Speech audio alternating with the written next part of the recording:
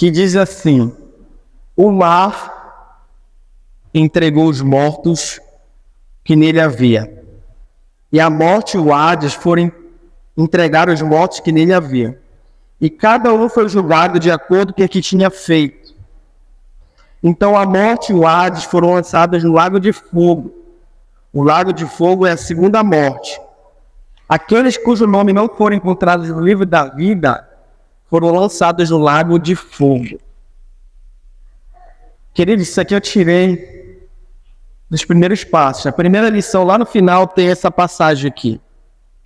O pastor Lucilo diz o seguinte: só no Novo Testamento, a palavra Hades, que é a palavra inferno, foi citada 11 vezes. Jesus falou mais sobre o céu e o inferno do que sobre dinheiro, por exemplo. Por que Jesus deu muita ênfase em falar sobre o céu? E por que Jesus deu muita ênfase em falar sobre o inferno? Porque Jesus já esteve lá. E Jesus sabe como é.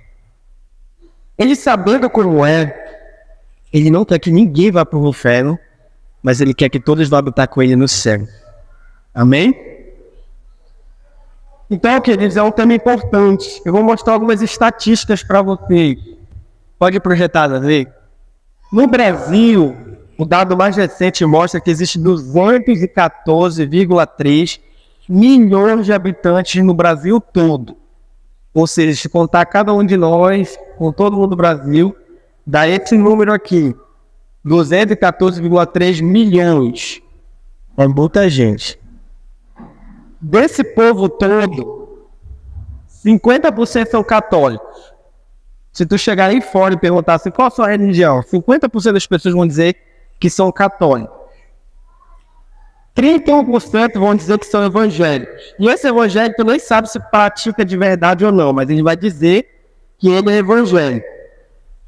10% vai dizer que não tem religião. Tipo assim, que não concorda com algumas coisas. Dos evangélicos, existe no Brasil 75,9 milhões de evangélicos no nosso país. Gente, de 214 milhões, existe tudo isso aqui de evangélico. É muito evangélico, gente. Quem crê que é muito evangélico? 65 milhões. Só que olha a estatística como é. Dos evangélicos, estima que 30 a 40 milhões são desviados. Ou seja, já entraram na igreja, já tiveram um ambiente assim, mas resolveram desviar, resolveram largar a fé, resolveram seguir outro rumo. Então, por que eu estou falando das estatísticas, a realidade, gente? Existe tanto evangélicos que estão dentro da igreja, mas existe um número muito grande de evangélicos que estão fora da igreja, que não estão congregando, que não estão buscando a Deus, e o inimigo tem ceifado essas vidas. O inimigo tem levado vidas. Continuando, esse São Paulo, dos jovens entre 16 e 24 anos, quanto tem essa idade, assim, mais ou menos? 16 a 24 anos, levante sua mão assim. O Paulo tem. O Francisco, só no. Ó, 16 a 24 anos, desses jovens, 30% se dizem que não tem religião nenhuma. Os jovens estão ficando incrédulos em relação a Cristo, ao Evangelho. Os evangélicos jovens se dizem 27%, ou seja, já tem mais jovem evangélico do que católico. Em São Paulo, 59% das pessoas que decidiram abandonar Deus, decidiram abandonar a igreja, foi por causa de alguma mudança na sua vida, uma mudança drástica. Ou seja, quase 60% das pessoas disseram que não foram mais para a igreja, pararam, desviaram, porque foram para outra cidade. É muito comum a pessoa ir para outra cidade, ela congregava na igreja, ela chega na outra cidade, ela quer ficar procurando igreja para congregar, ela acaba não congregando nenhum. Aí vai, procura, quando dá, ela se perde. Por isso que não é interessante ficar pulando de galho em galho. Eu chego, eu vou numa igreja, depois vou na outra, e a pessoa não firma. Divórcio. Tem pessoas que desviam por causa de nascimento de filho. O filho nasce, a pessoa sai da igreja. Não sei se alguém já viu alguém assim, mas acontece isso aí. O cara recebe a bênção, recebe um filho. Aí não tem mais tempo para ir para a igreja, o filho com sono, aí bota a culpa no filho, mortes na família, o cara perde um ente querido, perde um marido, perde um filho, a pessoa fica desiludida, não acredita mais em Cristo. Então, olha só, dos desviados, 60% diz que foi uma mudança brusca. Ou seja, aconteceu alguma coisa com ele assim, ele disse, a partir daqui eu não quis mais ir para a igreja. 37% alegam que foram desapontados com liderança, com membro, pastor, pegou alguém na igreja, fez alguma coisa para ele, se ofendeu e saiu da igreja. Ali o pastor falou alguma coisa que desagradou, o cara saiu da igreja. O líder da célula falou alguma coisa, vê se não tinha, a pessoa pega e sai da igreja. 37% dos entrevistados dizem que não estão mais, estão desviados, porque se desapontaram com pessoas. E olha só a estatística, gente, como é real isso aqui. 19% diz que estavam ocupados demais para ir para a igreja. Gente, meu Deus, essa aqui é uma das piores enganações que tem. Eu conheci uma moça que era líder de célula. Ela foi lá no consultório, ela estava depressiva, e eu falei assim, por que você não está indo para a igreja? Ah, doutor, porque eu não tinha mais tempo. Eu faço pedagogia de tarde, e de manhã eu tenho que ajudar minha mãe. Eu virei pela querida, eu acordava todo dia 4h30 da manhã, pegava um barco, atravessava para Belém, chegava em Belém, eu tinha que passar a visita às 6 da manhã antes dos médicos, o médico passava, na hora do almoço eu dormia na maca para poder descansar, porque eu terminava o turno, era à noite, eu pegava o barco para voltar e chegava meia-noite em casa, todo dia, de segunda a sexta, sábado de manhã, à tarde eu estava na cela. Não é desculpa, faculdade nunca vai ser desculpa, falta de tempo, estudar para o vestibular. A galera veja tudo que é tipo de motivo de desculpa para não vir para a igreja, para se afastar de Deus. E essa porcentagem está em torno de 19% das pessoas que desviaram por causa de uma faculdade, por causa de um curso, por causa de um trabalho, e assim por diante. Por fim, 17% disseram que a família, ou seja, a casa, teve algum fator que mexeu com a pessoa, ou seja, responsabilidade da casa, o marido não quer que a pessoa vá para a igreja, que a mulher vá para a igreja, ou vice-versa, e a pessoa acaba não indo. Por que eu falei essas estatísticas, gente? Porque o inimigo está trabalhando para tirar pessoas daqui.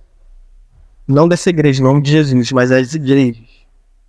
O inimigo trabalha para tirar essas pessoas por motivos, às vezes, que nem é tudo aquilo para a pessoa sair. E muitas vezes as pessoas acabam sendo ceifadas, elas acabam perdendo a vida e perdendo sua salvação e, infelizmente, indo para o inferno.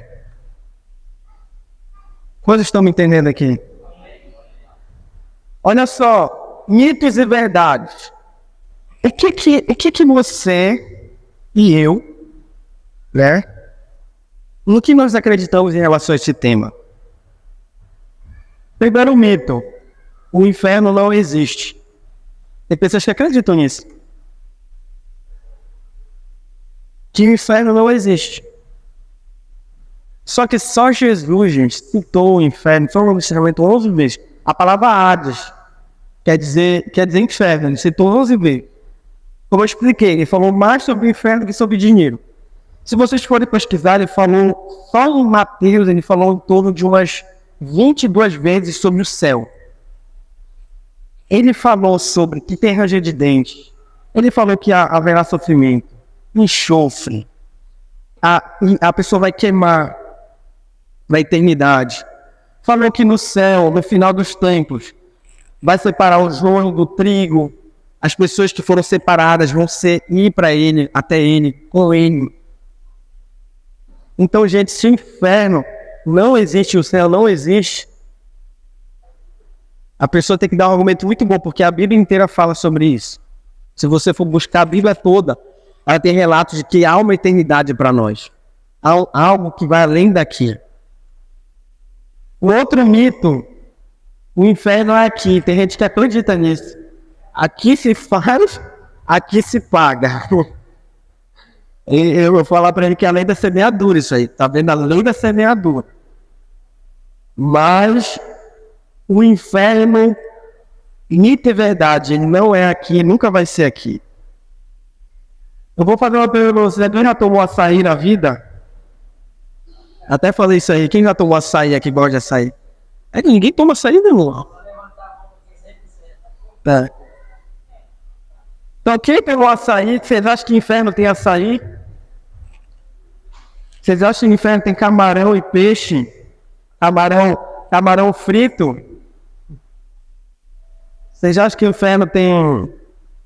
Gente, o inferno não é aqui, nunca vai ser aqui. Aqui tem muita coisa boa pra gente. O próximo, sem querer, tirei a imagem, mas projeta aí o próximo. Não, volta lá. Ah, tá. Eles falam que o inferno é um ambiente temporário. Os católicos acreditam, alguns acreditam nisso, que existe o purgatório, que a pessoa vai pagar os preços dos pecados para depois ir para o céu. Isso também não é bíblico, não existe, é mito. Outro mito, o inferno é para a gente amar. Isso aqui é um mito. O inferno não é para a gente amar, o inferno é para aquelas pessoas que não se arrependeram e disseram não ao Evangelho, não a Cristo, não receberam o Senhor como seu Salvador, não receberam o projeto de salvação de Cristo. Então no inferno tem mentiroso, tem ladrão, tem gente má, mas também tem gente boa lá. Tem pessoas boas.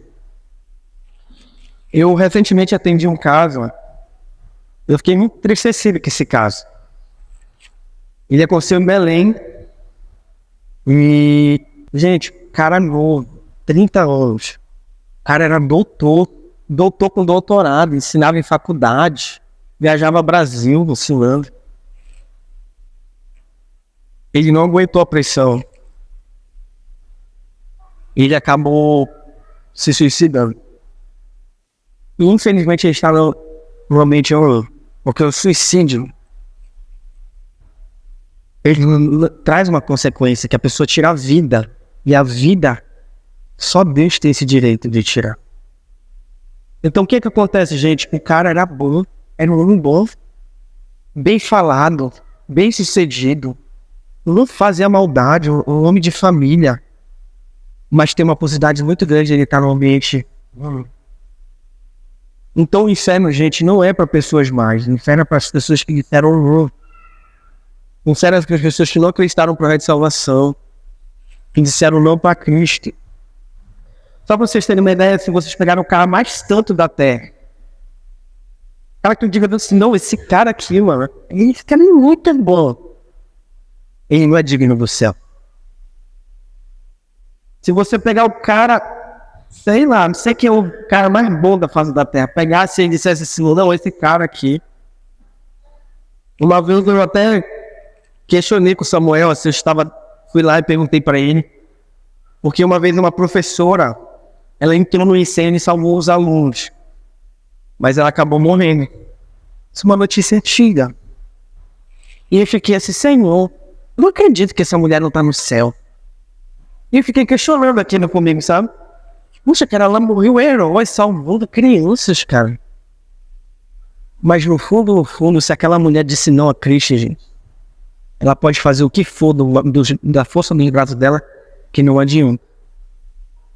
A gente, por mais que a gente possa fazer as coisas mais boas da parte da terra, a gente não tem direito de céu. Porque o céu foi dado gratuitamente para aqueles que creem no nome de Cristo. O projeto de salvação já foi estabelecido, a gente só precisa crer e confessar Jesus. Olha aqui, ó. Coloquei umas frases que alguns autores de livros falaram, frases de peso. O inferno é cheio de pessoas religiosas, sinceras, mas que nunca nasceram de novo, nunca nascidas de novo. O céu é cheio de pessoas imorais, mas que se arrependeram e creram em Jesus Cristo. Às vezes as pessoas vivem de religião, mas nunca tiveram uma conversão verdadeira, nunca entregaram verdadeiramente seu coração.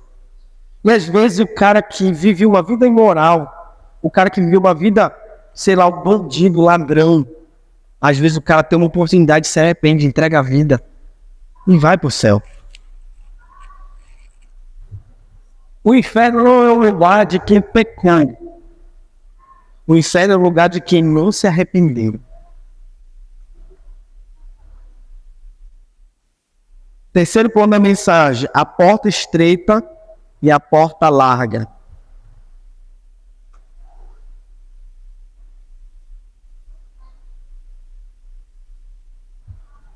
Mateus 7, 13 ao 14, diz assim: entrai pela porta estreita, pois larga é a porta e amplo é o caminho que leva à perdição. E muitos são os que entram por esse caminho. Pois estreita é a porta e difícil é o caminho que conduz à vida. Apenas uns poucos encontrarão esse caminho.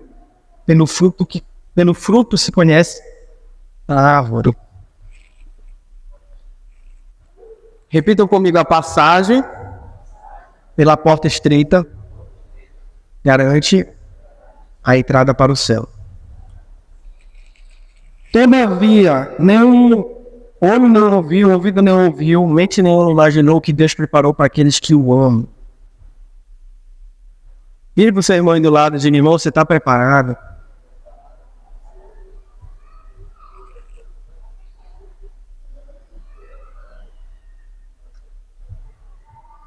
A vida, ela é como uma neblina. A Bíblia escreve isso. Eu já falei sobre isso uma vez aqui, que o Stan Gala, ele estava pregando no velório. E ele falou assim: você não tem como saber quando Deus levará a sua vida. Quando esse momento chegar, não há nada que você possa fazer. Ele falou assim: você está preparado? Você sabe o que aconteceu com esse homem? Esse testemunho eu li no livro do Francis Chan. Achei muito forte quando ele fala assim, o Francis Chan, ele dá um choque de realidade. Ele fala assim: daqui com 100 anos, quem tu conhece que vai estar vivo aqui na Terra, se Jesus voltar? Ele diz que nós somos coadjuvantes aqui na Terra. Nós estamos de passagem, a gente vive como se a gente fosse viver eternamente aqui. Mas daqui com 100 anos não vai estar ninguém de nós aqui mais. Quem será? Eu tenho 30, né? Daqui com você vou estar com 130 anos, não vou mais estar aqui. Talvez as crianças ainda estejam aqui, algumas. Mas é uma realidade. Apenas Cristo é eterno. Nós seremos eternos com Ele se tomarmos a decisão correta. Ele disse assim: você não tem como saber quando Deus levará a sua vida. Quando esse momento chegar, não há nada que a gente possa fazer. Você está preparado? Esse testemunho foi tão forte porque ele falou: você está preparado? O relato foi que ele estava sentado, ele caiu para trás. Ele suspirou. Na pregação, quando ele pregou essa frase aqui, ele faleceu. Agora eu quero que você pense: se Jesus voltasse hoje, realidade, coloca a realidade na tua mente. Esquece a religião, esquece os seus afazeres, esquece. Se Jesus voltasse hoje, onde você estaria? Onde vocês querem pensar? Se Jesus voltasse hoje, onde você estaria? Real, pensa aí, realmente.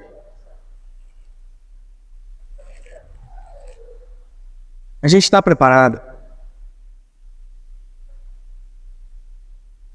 Eu tirei esse texto aqui do livro da Mary Baxter. E já vou finalizar aqui. Mas assim, a Mary Baxter escreveu 2 livros. O primeiro livro que ela escreveu foi A Divina Revelação do Inferno, e depois ela escreveu A Divina Revelação do Céu. E esse relato foi uma visão que ela teve sobre o inferno. Gente, quem tiver estômago, não lê esse livro, que ele é muito forte. Mas quem quer ter temor no coração, lê esse livro, porque ele vai te gerar um temor realmente no coração. Ela estava na visão, ela entra e vai conhecer das partes do inferno, que isso leva ela para ver, visão. E ela descreve como ela vê tudo. Ela descreve os locais para cada pecado específico. Ela descreve o local para o crente desviado, para aquelas pessoas que se envolveram com seitas, os bruxos. Mas a maioria dos tormentos são pessoas em covas de 1,20 m. Essas pessoas ficam em covas e a pessoa está igual como ela está na terra. Ela não está em corpo glorificado nadinha, ela está igual como ela foi aqui. E o corpo queima até o osso, o fogo sai, a carne regenera, o corpo queima de novo. Os bichos roem a carne, o ranger de dentes, o enxofre. Só que ali, o que acontece nessa visão que eu achei muito forte? É que ela não só vê tudo, mas tem uma hora que a presença de Jesus sai e deixa ela como se ela estivesse lá. E ela relata a sensação de que ela sentiu por estar naquele ambiente na revelação. Ela disse que após isso ela ficou uma semana de cama, que ela não conseguia levantar, de tão forte espiritualmente que foi a visão. Olha como ela descreve. Oh não, eu gritei, deixe-me passar. Lutei contra ele com toda a minha força. Ela lutou contra um demônio lá que estava tentando... Ela foi presa numa corrente. Enquanto ela estava lá, uma película estranha e grudenta começou a cobrir com um fedor tão grande que ela se sentiu muito mal. Eu não sabia o que ia acontecer. Senti que a carne e a minha pele estavam começando a cair dos ossos. Gritei com total horror: Jesus, onde está o Senhor? Olhei para mim mesmo e vi buracos começavam a aparecer na carne. Comecei a me tornar uma alma suja e acidentada, com a carne cinzentada caindo de mim. Havia buracos por todos os lados, nas minhas pernas, nas mãos e nos braços. Chorava e gritava: oh não, estou no inferno. Comecei a sentir os vermes dentro de mim. A descobri que meus ossos estavam cheios dele. E aí o relato é longo, gente, muito forte. Ela relata a sensação como ela estivesse lá. Ela podia sentir, cheirar, ou seja, ela podia sentir tudo o que estava acontecendo, como se ela estivesse na terra, assim, viva, assim, sentia tudo. Um fogo queimando a carne, os vermes roendo a carne, tudo. E aí ela via outros como ela, havia almas até onde ela não enxergava. Havia gente no inferno até onde não dava para ver. E aí, esse é o relato dela, mas o relato é longo. A gente vai assistir um vídeo agora e a gente vai orar juntos. Vamos orar juntos. Porque, gente, isso aqui é uma realidade. E às vezes a gente esquece que isso aqui existe. E às vezes está sendo tentado numa área, e a gente esquece que isso aqui é real. Que a gente não sabe o amanhã, que a gente não sabe o que vai acontecer daqui para depois. Ninguém sabe o que vai acontecer. A gente não sabe o que vai acontecer daqui com 30 minutos. Não tem como saber. E aí isso aqui para a gente viver uma vida com mais temor, né? Levar as pessoas a Cristo, porque se não levar, as pessoas vão para esse ambiente. Se não falar de Jesus, as pessoas vão acabar caindo nesse lugar. Esse vídeo, gente, eu assisti esse vídeo há muito tempo atrás. É o testemunho de um pastor da Nigéria. Esse pastor, ele briga com a esposa dele. Eu só vou resumir, você vai assistir um pedacinho só do testemunho, porque é muito longo. Mas ele briga com a esposa dele. E aí ele sai de carro. Eu não sei o que foi o veículo, e ele acaba sofrendo um acidente. E ele morre. E a esposa entra em desespero. Por quê? Porque eles estavam brigados. E ele era o homem de Deus, ele pregava toda... Ele era pastor lá na Nigéria. E ela fica desesperada, porque ela sabe que ele saiu e talvez não tenha dado tempo de ter liberado perdão. Seguranças não deixaram que entrassem no local, achando que podiam ter uma bomba no caixão. O cortejo foi conduzido para um local atrás da igreja. Daniel foi retirado do caixão e colocado sobre uma mesa. As pessoas começaram a orar por ele, pedindo a ressurreição. Então o anjo disse que ia me mandar de volta ao mundo para divertir esta geração, porque seria o último aviso para ela.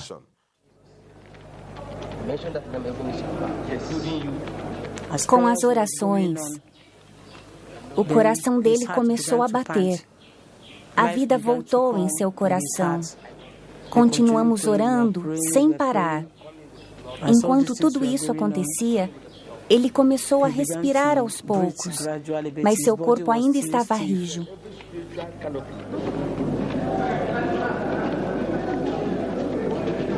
Eu me vi sendo segurado por muitas pessoas. Eu estava despido, só estava de calças. Tiraram a minha veste. Eu vi uma multidão, mais de 20.000 pessoas. Olhei para a esquerda e para a direita. As pessoas gritavam, choravam, algumas louvavam a Deus.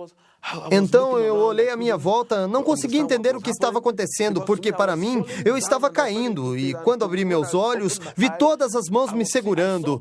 As pessoas que estavam lá disseram que eu dei um pulo. Lá está o caixão. Como? Mas já faz 3 dias que ele está aqui na funerária. É mesmo. 3 dias aqui neste caixão. Não dá para acreditar. Eu nunca vi uma coisa dessas. Eu vi a grande catedral. Era muito grande. Olhei em todas as direções e havia muita gente. Algumas gritavam, outras diziam caixão, outras diziam funerária, outras 3 dias.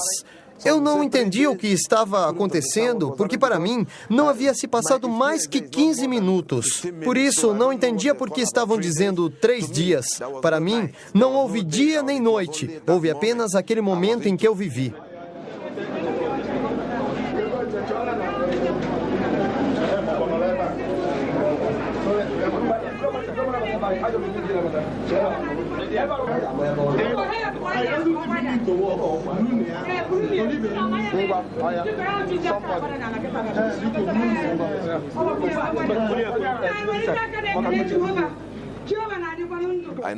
Então, perguntei à minha esposa o que estava acontecendo. Ela me pediu para ficar quieto até chegarmos em casa. Eles me trouxeram para casa, este lugar com minha esposa. Quando eu entrei no quarto, era 2 de dezembro. Perguntei à minha esposa o que estava acontecendo. Por que falaram do caixão, 3 dias e funerária? O que estava acontecendo? Então, minha esposa começou a olhar o meu corpo e onde haviam ejetado as drogas. Ela então me perguntou se eu sabia que eu morri. E este é o atestado de óbito. E quando eu saí da ambulância, eles foram ao hospital, onde o médico confirmou que eu havia morrido e que haviam usado o equipamento para verificar, como podem ver, verificaram o batimento cardíaco, tudo, pupilas. E de acordo com o médico, e após verificar tudo, ele confirmou que eu estava totalmente morto. Ele entregou a eles o atestado para que me levassem.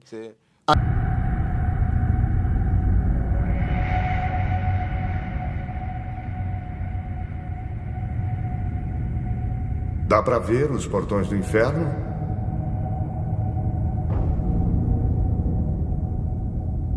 O anjo ergueu a mão e, conforme ela desceu, os portões abriram com um grande barulho.